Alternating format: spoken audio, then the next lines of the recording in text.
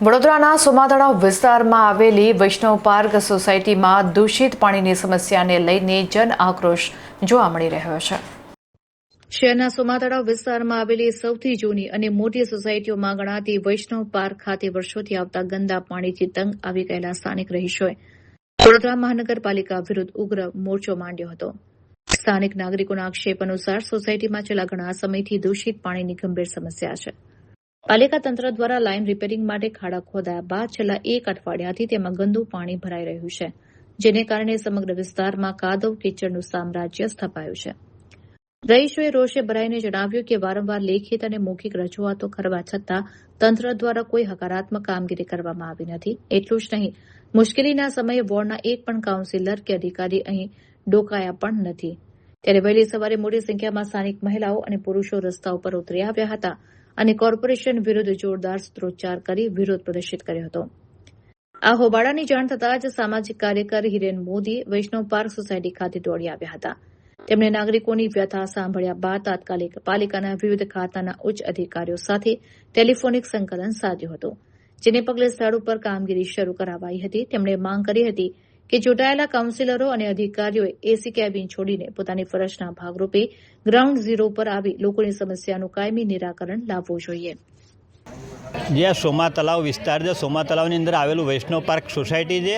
આ આટલી મોટી સોસાયટી છે જ્યાં કને છેલ્લા 15 વર્ષથી લોકો દૂષિત પાણી પી રહ્યાના આક્ષેપો ઉઠ્યા છે। નાગરિકોના આક્ષેપો છે કે આ પાણીની પરિસ્થિતિમાં અમે જીવીએ છીએ અને છેલ્લા અઠવાડિયાથી જ્યારે નિરાકરણ લાવવાની વાત આવી, પાણી પુરવઠા વિભાગે કામ ચાલુ કર્યું ત્યારે ખબર પડી કે દૂષિત પાણીની લાઈનો પણ અહીંયા જોઈન્ટ થઈ ગઈ છે। ગટરના જે પાઇપલાઈનો હતી, જૂની જે પ્લાસ્ટિકની જેમ તૂટી ગયેલી લાઈન છે, ત્યારે આ છેલ્લા અઠવાડિયાથી આ પરિસ્થિતિમાં ખાડો ખોદીને જતા રહ્યા છે અધિકારીઓ, પરંતુ એક બી કોન્ટ્રાક્ટર પાસે કામ નથી કરાવતા। અત્યારે હાલમાં પરિસ્થિતિ આખો ખાડો પૂરાઈ ગયો છે, પાણીથી ભરાઈ ગયો છે, આજુબાજુમાં કાદવ કિચડનું સામ્રાજ્ય થઈ ગયું છે, પરંતુ એક પણ અધિકારી કે કાઉન્સિલર અહીંયા ફરક્યો નથી। એ મોટી વાત છે।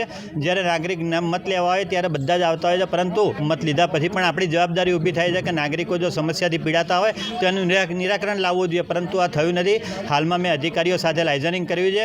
અડધો કલાકમાં બ્રેકર મશીનને બધું મોકલાઈને તાત્કાલિક પાણીની લાઈન ચેન્જ કરવાનું જે એમને તકલીફ છે બધી દૂર કરશે અને કામ અઠવાડિયાની અંદર પૂર્ણ થશે એવો હૈયાધારણા આપી છે। જોઈ રહ્યું જો આગામી દિવસોમાં આ કામ નહીં થાય વહેલી તકે 2 દિવસની અંદર તો ઉગ્ર આંદોલનની પણ ચીમકી આપવામાં આવી। અમારે સોમા તલાવ વૈષ્ણવ પાર્ક સોસાયટી છે। 2 મહિના 1.5 મહિનાથી પાણીની સમસ્યા છે અમારે। એમાં મહિનાથી આ ખાડો ખોદી મૂકી દીધો છે।